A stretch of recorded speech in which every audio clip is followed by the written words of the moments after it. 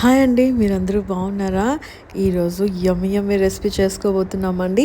అది ఏంటంటే masala crab curry. అవునండి, ఇది చాలా టేస్టీగా ఉంటుంది. మీరు తప్పకుండా ట్రై చేయండి. దీనికోసం నేను చిన్నుల్లిపాయలు తీసుకున్నానండి. నేను అబ్జర్వ్ చేసింది ఏంటంటే పెద్ద ఉల్లిపాయల కన్నా చిన్నుల్లిపాయలు చేసి కూర వండితే దాని టేస్ట్ చాలా బాగుంటుందండి. అందుకనే ఈసారి నేను చిన్నుల్లిపాయలతో ట్రై చేశాను అనమాట.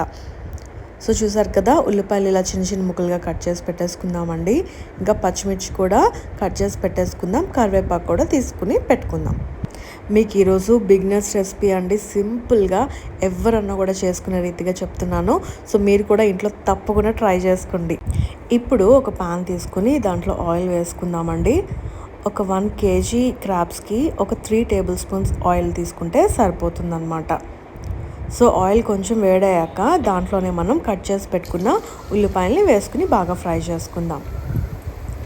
దాంట్లోనే ఇంకా పచ్చిమిర్చి ఇంకా కరివేపాకు కూడా వేసేసుకుని బాగా ఫ్రై చేసుకుందామండి. ఇది బాగా గోల్డెన్ బ్రౌన్ కలర్ రాకర్లేదండి. మామూలుగా 2 minutes ఫ్రై చేసుకుంటే సరిపోతుందన్నమాట.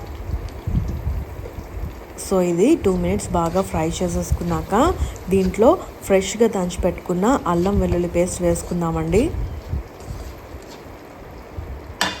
మీరు ఎప్పుడన్నా అబ్జర్వ్ చేయండి, ఫ్రిడ్జ్లో పెట్టింది కాకుండా ఫ్రెష్గా దంచి పెట్టుకుంది అయితే టేస్ట్ ఇంకా చాలా బాగుంటుందండి. చూసారు కదా, ఈ విధంగా మనం అల్లం వెల్లుల్లి పేస్ట్ కూడా వేసేసుకుని బాగా ఫ్రై చేసేసుకుందాం. ఇది చాలా తక్కువ ఇంగ్రీడియంట్సే ఉంటాయండి. సో ఎవరన్నా కూడా ఈజీగా ఇంట్లో ట్రై చేసేయచ్చు అనమాట. సో ఇంకొంచెం అల్లం వెల్లుల్లి పేస్ట్ వేసుకుని బాగా ఫ్రై చేసుకుందామండి. ఇది కూడా ఒక 2 minutes ఫ్రై చేసుకుంటే సరిపోతుందండి.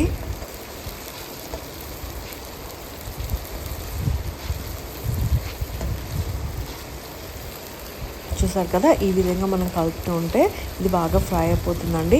ఇప్పుడు దీంట్లో మనం తగినంత ఉప్పు కారం వేసేసుకుందాం. 1 kg క్రాబ్కి నేనైతే 3 టేబుల్ స్పూన్ కారం ఇంకా 2 టేబుల్ స్పూన్స్ ఉప్పు వేసుకున్నానండి. ఎందుకంటే చింతపండు రసం వేసుకుంటాం కాబట్టి ఇవి కొంచెం ఎక్కువే పడుతుందన్నమాట. మీరు కారం తక్కువ తినే వాళ్ళైతే ఒక 2 టేబుల్ స్పూన్స్ కారం వేసుకుంటే సరిపోతుందన్నమాట. చూసారు కదా, ఈ విధంగా అన్నీ వేసేసుకుని బాగా మిక్స్ చేసుకుందాం.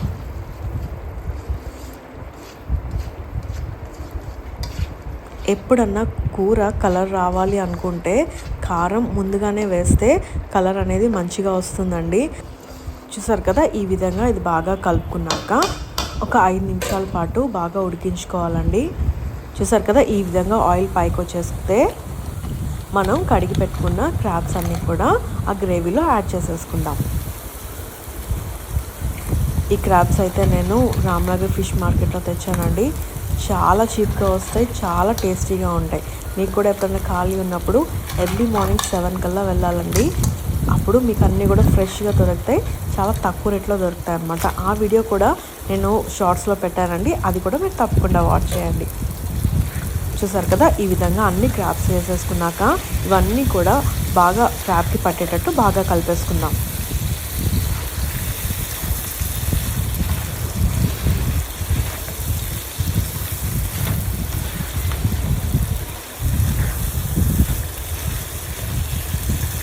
ఇలాగా ఇవన్నీ కూడా బాగా కలుపుకుందామండి. గ్రేవీ అంతా కూడా పీకలకి పట్టేలాగా. ఇప్పుడు ఒక గిన్నెలో చింతపండు తీసుకోవాలండి. ఇది ఒక చిన్న దోసకాయ అంత సైజులో ఉన్న చింతపండు ముద్దను తీసుకుని వాటర్ వేసుకుని బాగా కలుపుకోవాలండి.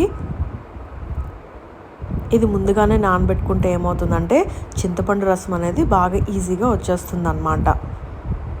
చూసారు కదా, ఈ విధంగా చింతపండు రసం తీసుకున్నాక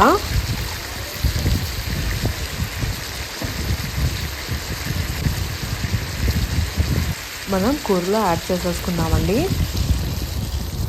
చింతపండు రసం అనేది ఈ పీసెస్ అన్నీ కూడా కవర్ అయ్యేలాగా మనం వేసుకోవాలన్నమాట. అప్పుడు క్రాబ్స్ అనేవి బాగా కుక్ అవుతాయండి. చూసారు కదా, ఈ విధంగా మనం చింతపండు రసం అంతా కూడా క్రాబ్స్ అంతా కూడా కవర్ అయ్యేలాగా వేసుకోవాలన్నమాట. చూసారు కదండి, ఇలా చూస్తేనే చాలా బాగుంది కదా. టేస్ట్ కూడా చాలా బాగా కుదురుతుందండి. మీరు ఎప్పుడు కూడా చేసుకోకపోతే ఇలా నేను చెప్పినట్టు సింపుల్గా చేసుకోండి, చాలా బాగుంటుంది. ఇప్పుడు ఇలా మూత పెట్టేసి ఒక 15 నిమిషాల పాటు కుక్ చేసుకుందామండి. చూసారు కదా 15 నిమిషాలు కుక్ చేసుకుంటే మన పీతల కర్రీ రెడీ అయిపోతుందండి. అని దీంట్లో ఇప్పుడు మసాలా యాడ్ చేసుకోవాలన్నమాట.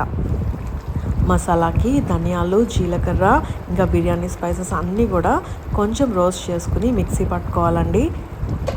ఆ వీడియో కూడా ఫుల్ వీడియో నేను డిస్క్రిప్షన్ బాక్స్లో పెడతానండి.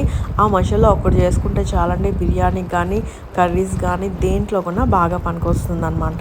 చూసారు కదా, ఈ విధంగా మనం మసాలా వేసేసుకున్నాక మూత పెట్టేసుకుని ఒక 5 నిమిషాల పాటు హైలో పెట్టి ఉడికించుకుంటే మన యమ్మీ మసాలా క్రాబ్ కర్రీ రెడీ అయిపోతుందండి.